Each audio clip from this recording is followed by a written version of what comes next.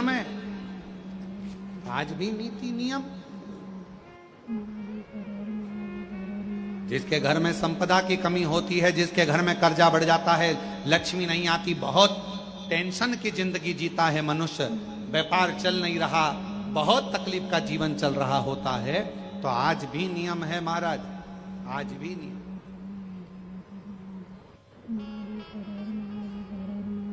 कि सोमवार शुक्रवार ये 2 बार ऐसे हैं, इन 2 बार को यदि कटोरी में थोड़ा सा शहद रखकर, मधु रखकर यदि लक्ष्मी जी का स्मरण किया जाए और माता लक्ष्मी जी का स्मरण कर कर एक लाल पुष्प उस कटोरी के सम्मुख में माता लक्ष्मी का नाम लेकर रखा जाए और बाद में वही शहद, वही मधु और वही पुष्प सोमवार का दिन और शुक्रवार के दिन लक्ष्मी का पूजन कर कर, स्मरण कर कर, दूसरे दिन शुक्रवार के दिन पूजन करें, शनिवार के दिन उस मधु का, उस पुष्प का विसर्जन करें, सोमवार के दिन पूजन करें लक्ष्मी जी का स्मरण कर कर, और मंगलवार के दिन अगर विसर्जन करें, 5 या 7 सोमवार या शुक्रवार को यदि आप मधु का भोग लक्ष्मी जी को लगाना प्रारंभ कर दें, शिव का नाम स्मरण कर कर, तो उसके घर में कभी संपदा की कमी नहीं होती, लक्ष्मी उस संपदा को बढ़ाती है। और हम तो यहां तक कहेंगे, प्रयास करो, अगर आपके घर में छोटा सा शिवलिंग विराजमान है, आपके घर में अगर छोटा सा शंकर जी का शिवलिंग है, छोटा सा शंकर भगवान का शिवलिंग है, या आपके घर में कुबेरेश्वर धाम का कंकर है, और आपके घर में यदि शंकर भगवान का शिवलिंग है, या सीहोर का रुद्राक्ष हो, या शंकर भगवान का शिवलिंग हो, या कंकर शंकर हो, तो निवेदन है जहां पर भी शिवलिंग आपके घर में विराजमान है, अगर छोटी सी कटोरी में एक बेलपत्र को आप नीचे रखिए, छोटी सी कटोरी उस बेलपत्र के ऊपर रखकर उसमें थोड़ा सा मधु, शहद शंकर भगवान की साक्षी में शिव जी के सामने अगर शुक्रवार की शुक्रवार रखना प्रारंभ कर दो, धीरे धीरे संपदा की वृद्धि अपने आप होना प्रारंभ होगा। शुक्रवार के दिन बेलपत्री के वृक्ष के नीचे बैठकर घृत का दिया लगाकर शरीर में जो रोग है उसका स्मरण कर कर, शंकर जी से विनय कर कर, हे भोलेनाथ, आपने शुक्र देवता को संजीवनी मंत्र दिया है, तो क्या आप मेरे को वो मंत्र प्रदान नहीं करोगे? मेरे रोग, मेरी बीमारी, मेरे दुख को आप नहीं हरोगे? शिव से कहो, ये शरीर आपने दिया है और भजन करने के लिए दिया है, स्मरण करने के लिए दिया है, कीर्तन करने के लिए। यह स्कंद पुराण कहती है महाराज कि भगवान नारायण स्वयं इस जड़ के नीचे अपना विश्राम करते हैं महाराज, इस जड़ के नीचे। प्रयास करा करो, एक चुटकी हल्दी, कितनी? मात्र एक चुटकी हल्दी, आंवले के वृक्ष के नीचे भगवान हरि हर महादेव के नाम से रखकर उस पर पूर्व मुख कर कर, पूर्व की ओर मुख कर कर जल समर्पित करना प्रारंभ कर दीजिए। आप अगर प्रयास करेंगे, शुक्रवार की शुक्रवार करें, या नवमी की नवमी करें, अष्टमी की अष्टमी करें, प्रदोष की प्रदोष कर लें। मन जब दो होने लगे तब एक श्वेत पुष्प लेकर उस सफेद पुष्प में थोड़ा सा हल्दी और कुंकू का लेपन कर कर किसी भी शंकर के मंदिर में, शंकर के शिवलिंग पर यदि ब्रह्मेश्वर महादेव का नाम लेकर उस फूल को, पुष्प को समर्पित किया जाता है, फूल को चढ़ाते समय, फूल जब समर्पित किया जाता है तो फूल का जो मुख है, जैसे ये डंडी है फूल की, और फूल का जो मुख है, जहां आप बैठे, इधर बैठे हैं तो इधर, उधर बैठे हैं तो उधर, इधर बैठे हैं तो इधर, फूल का मुख अपनी ओर होना चाहिए। उस भगवान शंकर के शिवलिंग पर ब्रह्मेश्वर महादेव का नाम लेकर यदि वो श्वेत पुष्प, हल्दी और कुंकू लगाकर समर्पित करा जाता है तो व्यक्ति का मन बार बार डामाडोल नहीं होता और वो एकाग्र चित्त होकर अपनी मंजिल तक पहुंच जाता है। वो ब्रह्मेश्वर एक पात्र में जल और दूध ले लीजिए, शुक्रवार का दिन। तो कहोगे गुरुजी ये कथा कहां से निकाल के लायो? तो विष्णु पुराण में से आप उसको स्मरण कर सकते हो। काय में से? विष्णु पुराण में से। एक पात्र में देसी गाय का दूध, जल उसमें रखकर, और आपके अगर लड्डू गोपाल हो, यदि आपके घर में ठाकुर जी हो, लड्डू गोपाल हो, विष्णु जी का कोई स्वरूप हो, श्री हरि का कोई स्वरूप हो, तो उस पर शुक्रवार के दिन आप संध्या के समय पर दुर्वा डालकर उस दुर्वा से अगर लक्ष्मी जी के नामों का 108 बार उच्चारण कर कर, घी का दिया लगाकर, कैसर के चावल साथ में रखकर केवल उस जल का और दूध का मात्र छींटा देते हो, तो उसके घर में कभी लक्ष्मी की कमी नहीं आ सकती, संपदा बढ़ती चली जाती है। 108 बार लक्ष्मी के नाम का मात्र उच्चारण कर लेने पर, भगवान विष्णु के चरणारविंद पर, भगवान विष्णु के चरणों पर केवल उस दुर्वा का, जल का, दूध का सिंचन कर देने से भी लक्ष्मी की वृद्धि होती, लक्ष्मी देती, दुर्वा बढ़ती है। और दुर्वा का एक बहुत सुंदर गुण है महाराज, बहुत सुंदर गुण है दुर्वा का। जहां पर उसके भीतर गांठ आती है ना, वहां से 2 रास्ते बना देती है। बोलो बनाती कि नहीं बनाती? कभी दुर्वा देखी होगी आपने। जहां गांठ आई वहां 2 रास्ते बनाएगी, फिर गांठ आई फिर 2 रास्ते बनाएगी, फिर गांठ आई फिर 2 रास्ते बनाएगी। दुर्वा का क्रम ऐसा है कि हम भगवान को दुर्वा क्यों देते हैं, उसका कारण यह है कि मान लो हे परमात्मा, हे शंभु, हे गणेश, हे प्रभु नारायण, अगर मान लो मेरा एक रास्ता चलते चलते गांठ पड़ जाए, एक रास्ता मेरा बंद हो जाए, तो वहां से मेरे दूसरे रास्ते खोल देना। इसलिए दुर्वा भगवान को समर्पित करी जाती है। दुर्वा को समर्पित करने का क्रम ही यही है कि मेरे मार्ग खुल जाए, मेरी राह खुल जाए, मेरा मार्ग चारों तरफ खुलता चला। दुर्वा नीचे की ओर चलते चलते मार्ग खोलती चली जाती है।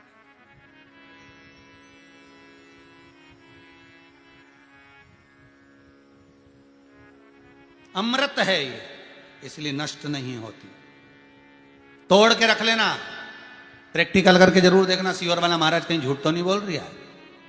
तोड़ कर रखो दुर्वा को, बोरी में भर कर रखो। 4 साल, 6 महीने, 8 महीने बाद सूख जाए, बेकार हो जाए, उसके बाद भी उसको खेत में, बगीचे में कहीं ले जाकर पटक देना, 8-15 दिन पानी देना। देखो फिर वापस वही हरि की हरि होना, वही कहीं ना कहीं से स्फुटित होते फिर आगे बढ़ना चालू कर देगी। उसका तत्व है अमृत, वो अमर है, मरती नहीं, फिर चालू हो जाती। शिव कहते हैं यही अमरता है, यही अमरता है कि दुख आया तो मरने की नहीं सोचना है। तकलीफ आई, कष्ट आया, रोग आया, बीमारी आई, थोड़ा सा तकलीफ आ गई, थोड़ी बीमारी आ गई, थोड़ा दुख आ गया, तो ये मत सोचना मैं मरना है। नहीं नहीं नहीं, अभी तो और जीना है। तो किस लिए जीना है? कोई कहेगा इसको कहीं आसक्तियां होंगी, घर की, परिवार की, कुटुंब की, कबीले की, इसलिए जीना चाहती है, इसलिए जीना चाहता। नहीं, आसक्ति एक रखना कि मैं जीना इसलिए चाहता हूं, मैं और जीना चाहती हूं, इसलिए चाहती हूं कि अब मैं भगवान का भजन करना चाहती हूं। अभी तक मैंने परिवार, कुटुंब, कबीले, संसार के लिए करा, अब जितनी जिंदगी दी उस मालिक ने, अब मैं उसका भजन करूं। दुर्वा भगवान विष्णु को चढ़े, दुर्वा गणेश जी को चढ़े, दुर्वा शिव जी को चढ़े, दुर्वा ब्रह्मा को चढ़े, दुर्वा इंद्र को चढ़े, दुर्वा पितरों को चढ़े। कितना सुंदर कहा है। जिसके घर में पितृदोष प्रबल होता है, बहुत प्रबल पितृदोष है, तो उसके घर के जहां पानी का मटका रखा था, पितृदोष मालूम है ना? पितृदोष का लक्षण क्या होता है? 1 रुपए कमाओ, 1.25 रुपए खर्च हो, समझ लेना पितृदोष। रात्रि को सो गए तुम, बड़े चक नींद आ गई तुमको, बहुत प्रेम से सो गए, सोने के 1.5 घंटे या 2 घंटे बाद तुम्हारी नींद खुल जाए और कम से कम आधे घंटे तक तुमको भूख लग रही हो, समझ लेना पितृदोष है। सोकर उठने के बाद में जैसे ही 1-2 घंटे की नींद हो गई और अचानक नींद खुल गई और तुम्हें भूख लग रही है, भूख लग रही है, प्यास लग रही है बहुत तेज, अभी सोए हो, 1.5 घंटा ही हुआ, 2 घंटा ही हुआ, भूख लगने लगी, बहुत तेज भूख लग रही है, समझ लेना पितृदोष है। पितृ भूखे हैं, भोजन की याचना कर रहे हैं, भोजन की याचना। सोने के बाद तत्काल नींद खुले 2 घंटे के बाद भूख लगे, उसका भी एक समय बताया है महाराज ब्रह्मवर्ता पुराण के अंतर्गत कि रात्रि को सोने के बाद में 1 घंटे की नींद हो जाए और उसके बाद में 2 घंटे के अंदर वापिस नींद खुल जाए और भूख लगने लगे तो समझ लो पितृ भूखे हैं, भोजन मांग रहे हैं, अन्न मांग रहे हैं, पितृ दोष है।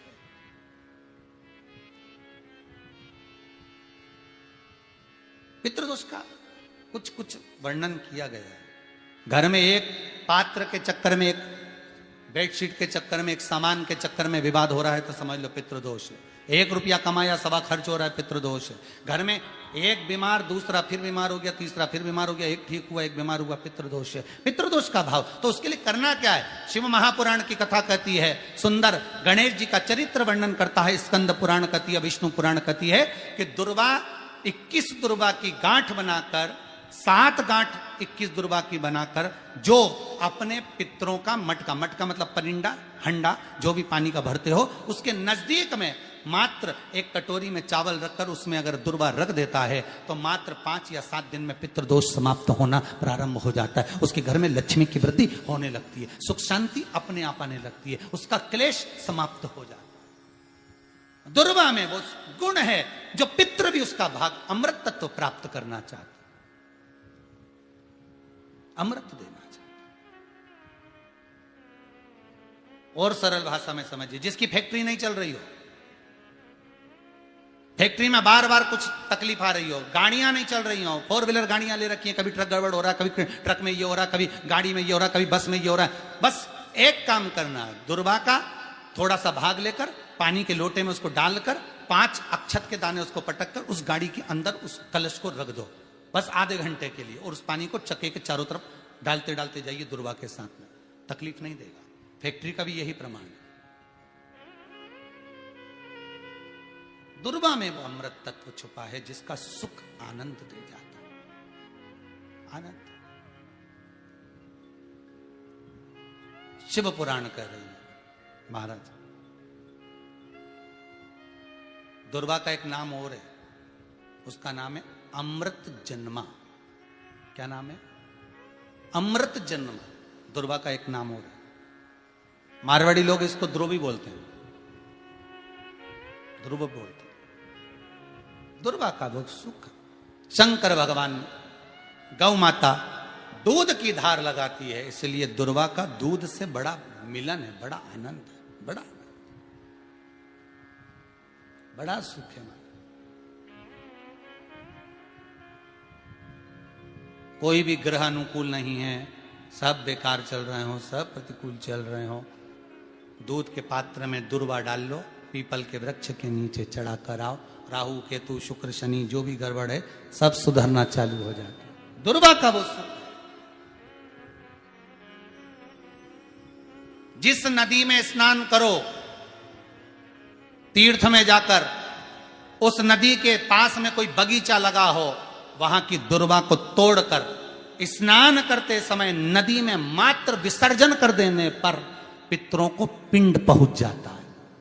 मात्र उस दुर्वा का विसर्जन कर देने पर पितरों को पिंड का भाग मिल जाता है। अभी ना तो तुम्हारे पास में आटा है, ना तुम्हारे पास में चावल है, ना तुम्हारे पास में पिंड है, ना कोई तुम्हें संकल्प छुड़ा रहा है, ना कोई तुम्हारे पास में वस्तु है, उसके बाद भी पितरों को भाग मिल रहा है। काय से? केवल एक दुर्वा के तत्व से। स्नान करने से पहले पवित्र नदी में, गंगा यमुना नर्मदा सरयू आदि किसी पवित्र नदी में आप स्नान कर रहे हो, वहां के बगीचे में घूमकर आप जाते तो हो, पैदल ही नहाने जाते हो, तो घाट के आसपास में कोई बगीचा, वहां की दुर्वा तोड़ ली, एक दुर्वा नहाने से पहले अपने पूर्वजों पितरों के नाम से नदी में छोड़ दी। फूल तो छोड़ते ही हो, दिया भी छोड़ते हो, बस एक ही चीज नहीं छोड़ते, वो दुर्वा, और वो ही काम की, वही काम की। तुम कुछ छोड़ो ना छोड़ो, एक दुर्वा का भाग छोड़ दिया, वो पितरों के लिए सुख प्रदान करने वाला। शिव पुराण कह रही है महाराज, देवताओं को अमृत कितनी बार मिला? एक बार। दुर्वा को अमृत कितनी बार मिला? जम के बोलिए, 5 बार। कार्य सिद्धि के लिए 5 दुर्वा गणेश जी को चढ़ाई जाती है, आज भी नियम।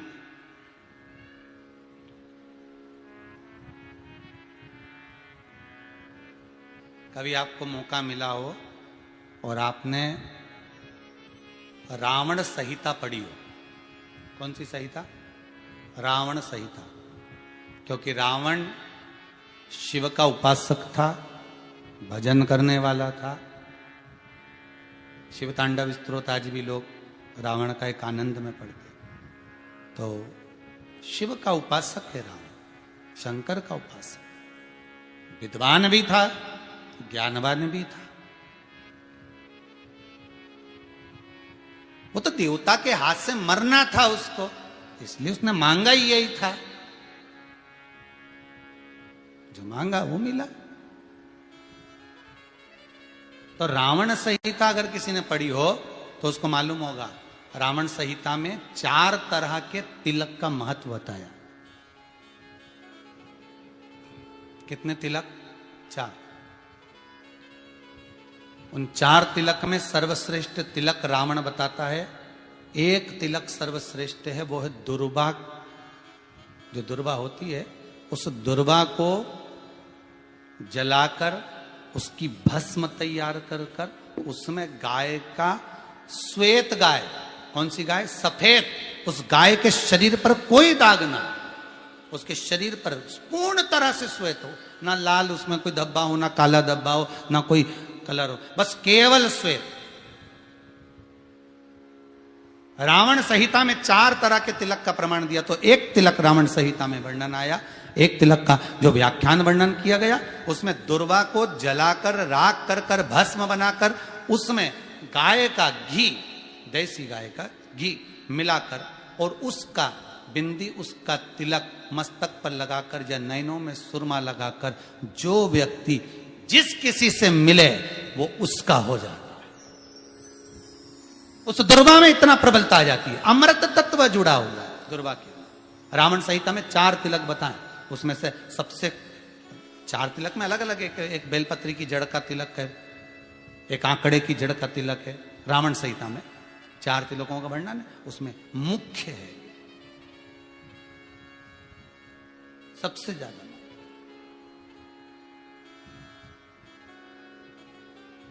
हम तो कहेंगे, अगर मान लो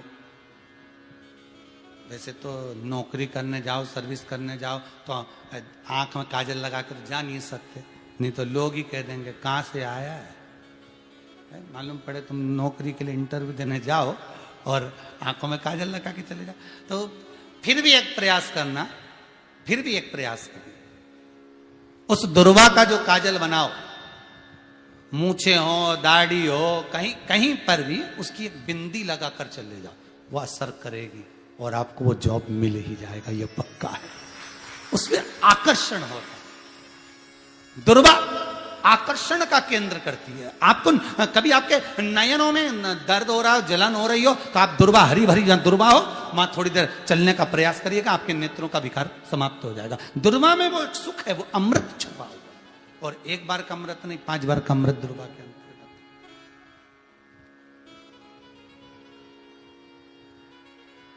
कौन से देवता हैं जिनके ऊपर दुर्वा का जल दूध में मिला हुआ छीटा जाए? श्वेत गाय के। देखो दूध का प्रमाण बार बार दुर्वा के साथ आया, उसका कारण क्या है? क्या कारण हो सकता है उसका? उसका एक कारण है, समुद्र मंथन के समय पर सबसे पहले कुछ निकला था, तो समुद्र मंथन में सबसे पहले निकली थी गौ माता निकली थी। क्या निकली थी? गाय। सबसे पहले निकली थी गाय। और कितनी गाय निकली थी? 5। पहली नंदा, दूसरी सुभद्रा, तीसरी सुरभि, चौथी सुशीला, 5वीं बहुला। ये 5 गाय समुद्र मंथन में निकली। अब समुद्र मंथन में जब गौ माता निकली तो सारे 33 कोटि देवता मंथन में जो लगे हुए थे, उन मंथन को करते करते देवता थक चुके थे। सारे देवता थक चुके थे। बहुला सुरभि और सुशीला से बोली, सुभद्रा से बोली, नंदा से बोली, अपना काम है, एक काम करो, अपन आप रूप दूध की धार बहाना प्रारंभ करो।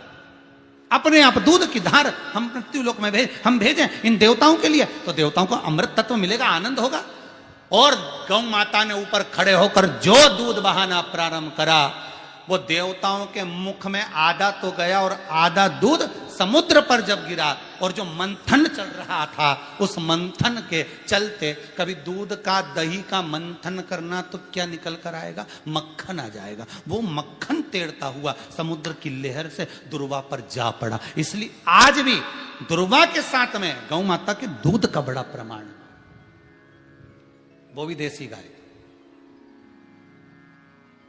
जर्सी नहीं, विदेशी नहीं, देसी गाय। और देसी गाय का दूध का बड़ा बड़ा प्रमाण है साहब।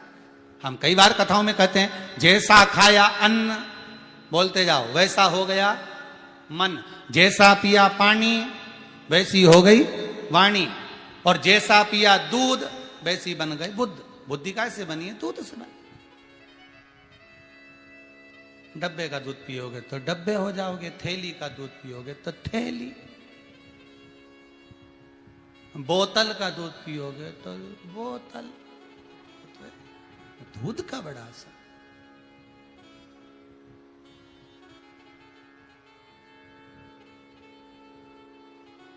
गौ माता के दूध का पान।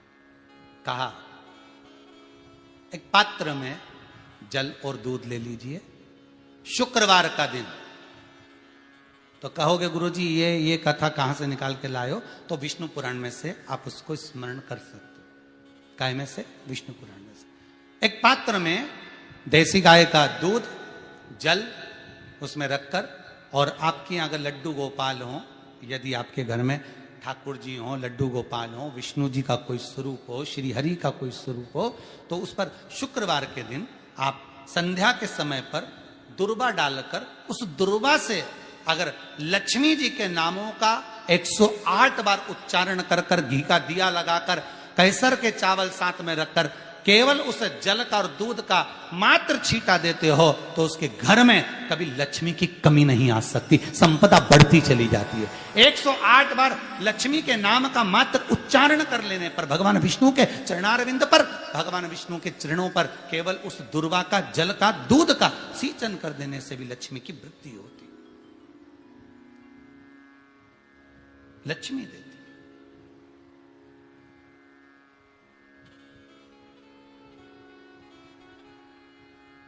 दुर्वा बढ़ती है। और दुर्वा का एक बहुत सुंदर गुण है महाराज, बहुत सुंदर गुण है दुर्वा का।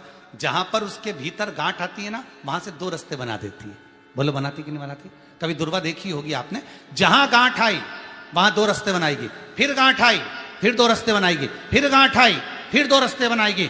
दुर्वा का क्रम ऐसा है कि हम भगवान को दुर्वा क्यों देते हैं, उसका कारण यह है कि मान लो, हे परमात्मा, हे शंभु, हे गणेश, हे प्रभु नारायण, अगर मान लो मेरा एक रास्ता चलते चलते गांठ पड़ जाए, एक रास्ता मेरा बंद हो जाए, तो वहां से मेरे दूसरे रास्ते खोल देना। इसलिए दुर्वा भगवान को समर्पित करी जाती है। दुर्वा को समर्पित करने का क्रम ही यही है कि मेरे मार्ग खुल जाए, मेरी राह खुल जाए, मेरा मार्ग चारों तरफ खुलता चले। दुर्वा नीचे की ओर चलते चलते मार्ग खोलती चली जाती है।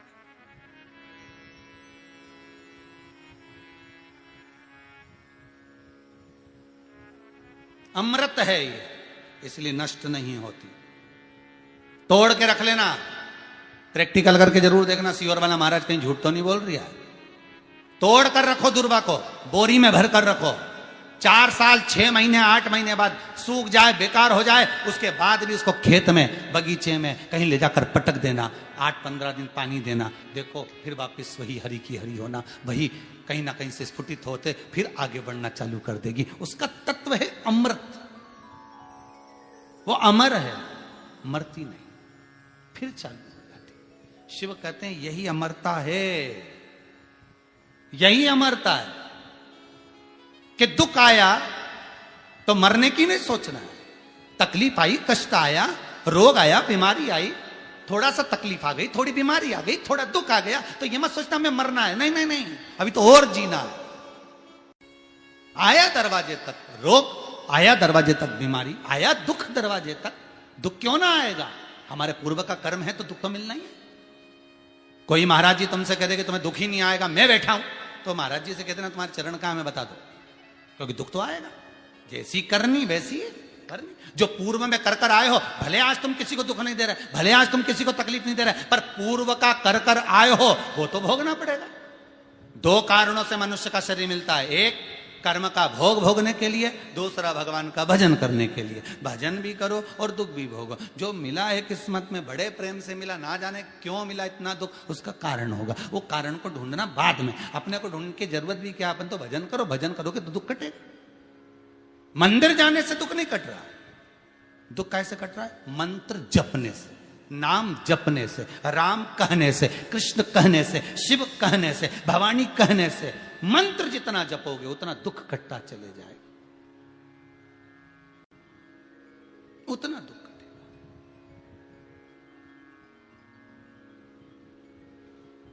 भोला सब दुख काटो म्हारा, ओ भोला सब दुख काटो म्हारा।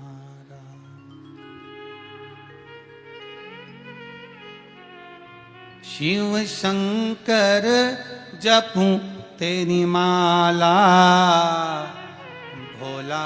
जैसे व्यक्ति का कोई काम नहीं हो रहा हो, बहुत दिन से लगे, बहुत समय से लगे, ये काम हो ही नहीं रहा, तो शंकर जी का नाम को उल्टा कर कर जपना चालू कर दो।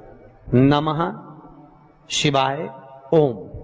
आपको लगे कि आपके घर में शांति बिल्कुल नहीं है, क्लेश बहुत ज्यादा है, बहुत ज्यादा तकलीफ, हमारे घर में कुछ न कुछ जरा सी बात पर विवाद होता ही है, तो प्रयास करिएगा कि आप काली तिल थोड़ी सी, एक काली मिर्ची और 7 लौंग, क्या क्या तिल चीजें हैं, काली तिल, काली मिर्ची, 7 लौंग, केवल ये हथेली में रखकर अपना नाम और गोत्र बोलकर अपने दरवाजे से बाहर निकलकर किसी भी शंकर के मंदिर को समर्पित करिए। शिव पे नहीं चढ़ाने दें तो शंकर की चौखट पर रखें। महाराज, घर में कभी क्लेश नहीं होगा, बिल्कुल शांति, सहजता, प्रेम आपस। भगवान देवाधिदेव महादेव को जल चढ़ाते हैं, उसके 5 अलग अलग तरीके हैं। बहुत सावधानी से सुनना कथा, आपकी और हमारी जिंदगी की सार्थकता को सिद्ध करने वाली कथा। आज पंजाब की इस पवित्र भूमि पर अगर यह प्रसंग निकला है तो इसको आप अगर सुनेंगे तो आपका जीवन सार्थक होगा। शिव जी को 5 तरह से जल चढ़ाने का तरीका है। जैसे पंचामृत होता है, दूध, दही, शहद, घी, शक्कर, ये सब पंचामृत के अंतर्गत आते हैं, उसी तरह शंकर जी को 5 तरह से जल चढ़ाने का क्रम वर्णित किया गया। अब उसको समझेंगे, बहुत सावधानी से समझिएगा। पहला, जल लेकर आए, सीधे डायरेक्ट शंकर भगवान के शिवलिंग पर चढ़ा दिया, ये प्रथम जल का चढ़ाने का तरीका। दूसरा, जहां से पानी बहकर जाता है, जहां से जल बहकर जा रहा है, उसके ठीक विपरीत जल उत्तर में जा रहा है, आप दक्षिण में खड़े होंगे और दक्षिण में खड़े होकर उत्तर की ओर मुख करेंगे और शिव जी को जल समर्पित करेंगे। यह रोग मुक्ति करने वाला है और हमारे रोग पर हमें विजय प्रदान करने वाला है। यह जल चढ़ाने का तरीका। एक सीधे मंदिर में गए, लोटा भर कर जल उठाया, शिव जी को चढ़ा दिया। दूसरा जल, जहां से पानी बहता है, शिव जी का चढ़ा हुआ जल जहां से बहकर जाता है, उसके ठीक विपरीत में शिव जी का जल इधर जा रहा है तो तुम यहां खड़े हो, तुम यहां बैठो, यहां मत बैठना, यहां मत बैठना, इधर बैठो। अगर रोग का निवारण है तो यहां बैठकर। तीसरा, अशोक सुंदरी से जल चढ़ाते चढ़ाते शिवलिंग तक लेकर जाना और शंकर भगवान के शिवलिंग पर पूर्ण जल समर्पित करना। यह तीसरा तरीका, यह कार्य की सिद्धता के लिए। हम जब किसी से आस न लगाकर परमात्मा से विनती करते हैं तो वो विनती करने का तरीका। तीसरा। चौथा, शिवजी पे चढ़ा हुआ जल 5 जगह पर समर्पित करना। गणेश जी, कार्तिकेय, अशोक सुंदरी, शिवलिंग और जलाधारी। ये चौथा क्रम है। जब जिस नारी का, जैसे मेरा नाम मोनिका है, मेरे पति का नाम संजय सिंह है, मैं दिल्ली स्वरूप नगर की निवासी हूं, मेरा फोन नंबर ये है। कहीं बैठी हैं? मैं बाबू को लाए हैं क्या? नहीं लाए? ठीक है, मैं प्रणाम करने के लिए लाई हूं। गुरुदेव बाबा बाबा बैठिए बहन। शिव तत्व एक जल चढ़ाने का तरीका, शिव जी को हम जो जल चढ़ाते हैं उसका एक तरीका भी हमारी जिंदगी में अगर हमने उसको स्मरण में रख लिया तो हमारी कार्य की सिद्धता को सिद्ध कर देता है, हमें सफलता की ओर लेकर चले जाता है। सीधे जल चढ़ाना, दक्षिण में बैठकर उत्तर की ओर मुख कर कर जल चढ़ाना, अशोक सुंदरी से लेकर शिवलिंग तक जल चढ़ाना, 5 स्थान पर गणेश, कार्तिकेय, अशोक सुंदरी, जलाधारी, शिवलिंग पर जल चढ़ाना 5 स्थान पर, ये चौथे नंबर का। और 5वां जल समर्पित करना,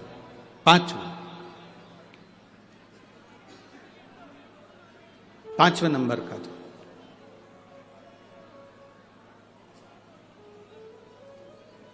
शिव जी को 5 नंबर का जो जल आता है, जो जलाधारी है, ऊपर जिसमें पानी भरा रहता है और नीचे एक एक बूंद टपकता रहता, जलाधारी में जल समर्पित कर कर उसी जल को बचाकर अशोक सुंदरी वाली जगह पर थोड़ा सा चढ़ाकर उसी में से जल शिवलिंग पर जब हम समर्पित करते हैं तो हम जिस कार्य के लिए जा रहे हैं वो कार्य सफल हो